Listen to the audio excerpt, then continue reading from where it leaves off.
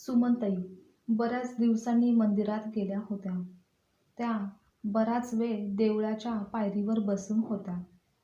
येणाऱ्या जाणाऱ्यांकडे त्यांचे अजिबातच लक्ष नव्हते.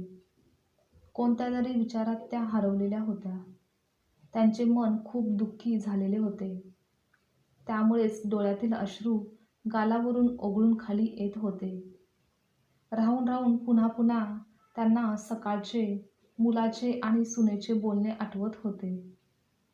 सुनेचे शब्द पुन्हा पुन्हा आठवत होते आणि त्यांचे स्वतःचे मन स्वतःलाच विचारत होते की मी कुठे चुकले नक्की?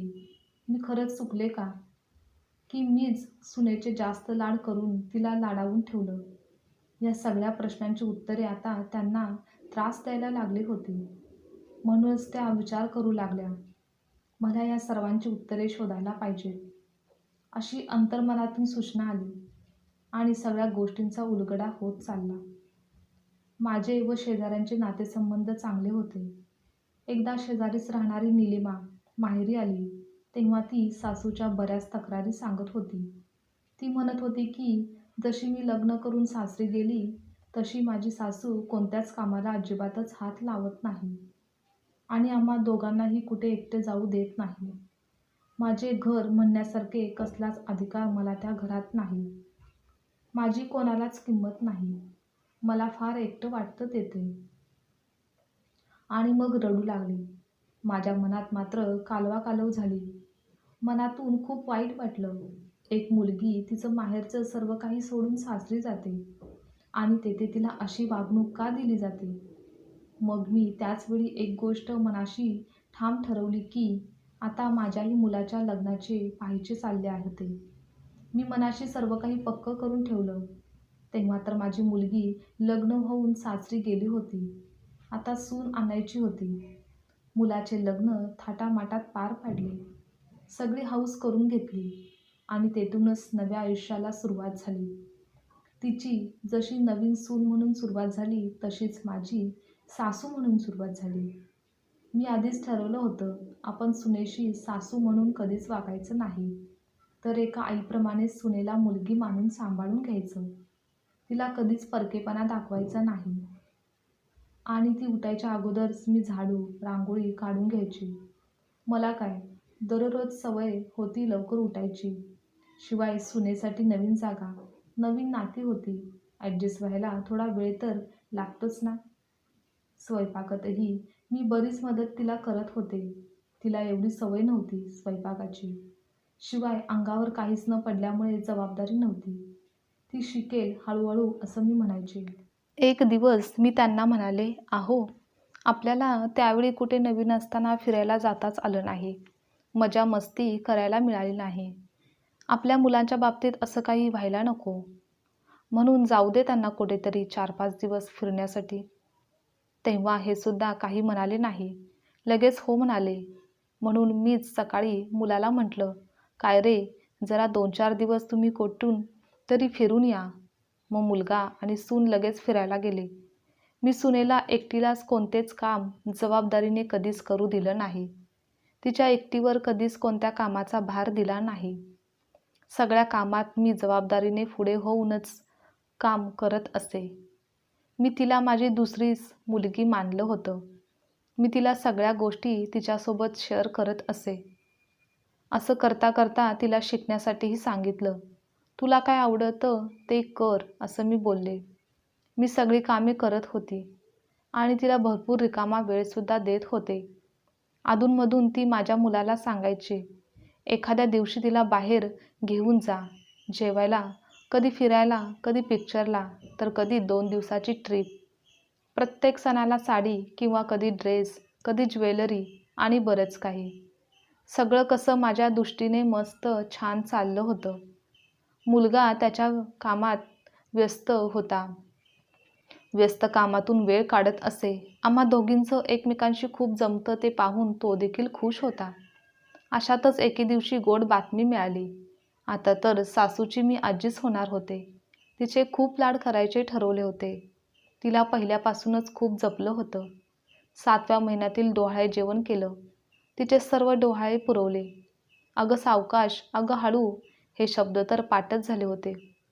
नवीन नवीन पदार्थ करून खायला घालायचे, काय हवं नको ते बघायचे. सारखं तिच्याच मागे पुढे मी करत असायची. आता माझी पण बरीच दमणूक व्हायची, पण आजी होण्याच्या आनंदापुढे हे दुखणं काहीच वाटायचं नाही. तिला दवाखान्यात वेळेवर नेणं, तिला गोळ्या देणं, अशा खूप साऱ्या गोष्टी ज्या मला नाही मिळाल्या, अशा सगळ्या मी तिच्यासोबत करून घेतल्या. सगळ्या गोष्टी मला ज्या कळाल्या, समजल्या, त्या केल्या. एके दिवशी एक गोंडस मुलाने आम्हाला आजी केलं. सुंदरसा राजकुमार आमच्या घरट्यात आला आणि मला आजी केलं. माझ्या दुधावरची साय त्याला कुठे ठेवू आणि कुठे नको असं झालं. त्याचे कलाकलाने वाढणे पाहण्यात माझा दिवस कसा जात होता हे समजत नव्हतं. तो थोडासा राहण्यायोग्य झाला तेव्हा सूनबाईने ऑफिसला जाण्यास सुरुवात केली. तो आता आमच्या दोघांची जबाबदारी झाली. त्याचे सगळे कौतुक करण्यात आम्हा दोघांचे आजारपण आणि वयस विसरले गेले. त्याच्यासोबतच आजचा दिवस कधी उगवायचा आणि कधी मावळायचा हेच समजत नव्हतं. त्यातही सूनबाई ऑफिसला जायची म्हटल्यावर तिला स्वयंपाकात मदत करणे, घरातील राहिलेली कामे माझ्या अंगावरच होती. मलाही वाटायचं, असू दे, काय होते कामाने, काही माणूस मरत नाही, होईल तेवढं करावं, जेव्हा काही दुखलं खुपलं तेव्हा बघायला येईल. म्हणून सतत व्यापात आणि कामात मी राहिले. बहीण, भाऊ, मुलगी, इतर नातेवाईक त्यांच्याकडे 4 दिवस राहायला बोलवायचे. खूप आग्रह करायचे, अगं ये, आता त्यांचा ते संसार पाहतील. पण मीच म्हणायचे, अरे आता माझी गरज आहे त्यांना. एकदा का बाबू थोडा मोठा झाला की मग मी येईल राहायला. तुला काही घर सुटत नाही असं सर्वच म्हणायचे. पण मला सतत वाटत राहायचं, माझ्यामुळे ह्यांची गैरसोय व्हायला नको किंवा त्यांना त्रास नको. मी नेहमीच माझ्या मुलीला डोळ्यासमोर ठेवून सुनेचे सगळं करायचे, कारण मी मनापासून सुनेला मुलगी मानलं होतं. म्हणूनच मला वाटायचं, माझ्या मुलीला तिच्या सासूने असं केलं तर तिला काय वाटेल, अशी तुलना मनात करून मी तिला सतत जपत राहायची. पण मग माझं हेच चुकलं का? हा प्रश्न वारंवार मनात येत होता. तिला या सर्वांची किंमत कळालीच नाही असंच ठामपणे वाटलं. सकाळी मी बाहेरून आले तर त्यांच्या रूममधून मोठ्याने भांडण्याचा आवाज येत होता. मला तुमच्या आईने आत्तापर्यंत माझ्या मनाने काहीतरी करू दिलं का? सगळं आपलं त्यांच्याच मनाने. तुम्ही तर कधी तुमच्या मनाने मला बाहेर घेऊन गेलं आहे का? त्या म्हणाल्या फिरायला जा की चला फिरायला, त्या म्हणाल्या ट्रिपला जा की जा ट्रिपला, त्या म्हणाल्या आता बाळाचा विचार करा की आपण चान्स घेतला. खूप छोट्या छोट्या गोष्टीसुद्धा त्यांच्याच मनाने करत आले. साडीचं म्हटलं की घ्या साडी, दागिने करा म्हटल्या की करा दागिने.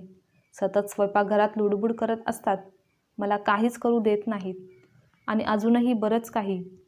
सूनबाई मनातले बडबडत होती. खूप दिवसापासूनची साचलेली घाण, चुकीचे मत आज ती बाहेर काढत होती.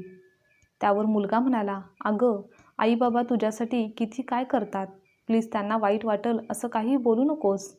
हो घ्या, त्यांचीच बाजू घ्या, मला काय वाटतं ते बघूच नका. पण आता मला हे सगळं नकोसं झालं आहे. एकतर त्या राहतील किंवा मी. आता त्यांचे हे वागणे मी अजिबात खपून घेणार नाही. आता पुढचे ऐकायला मी तिथे काही थांबलेच नाही. वाटलं मी आपलं आजपर्यंत समजूतदारपणा दाखवत होते.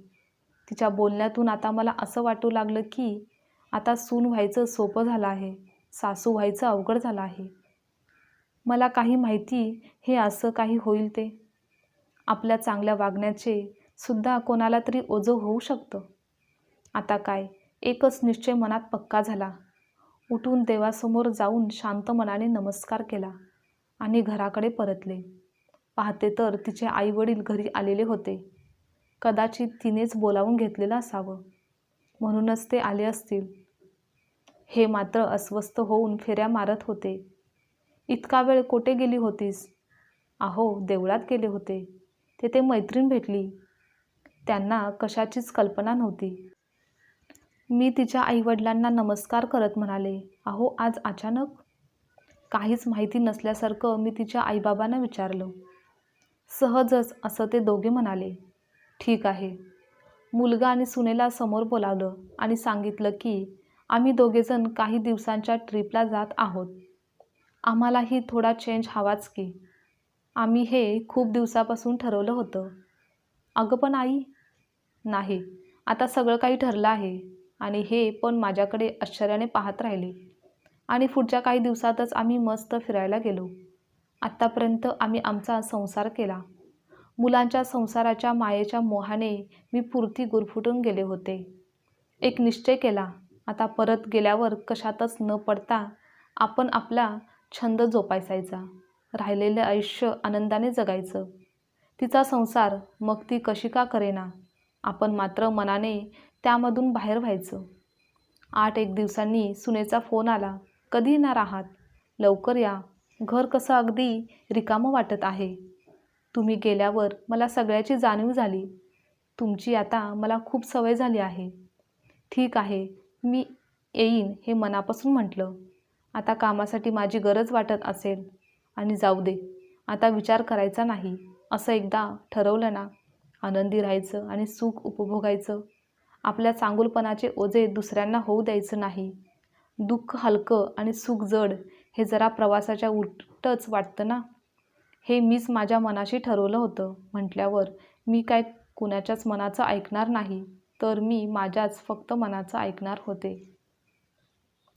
आजची कथा तुम्हाला आवडल्यास लाईक, शेअर, कमेंट करा आणि चॅनलवर नवीन असाल तर चॅनलला सबस्क्राईबसुद्धा नक्की करा.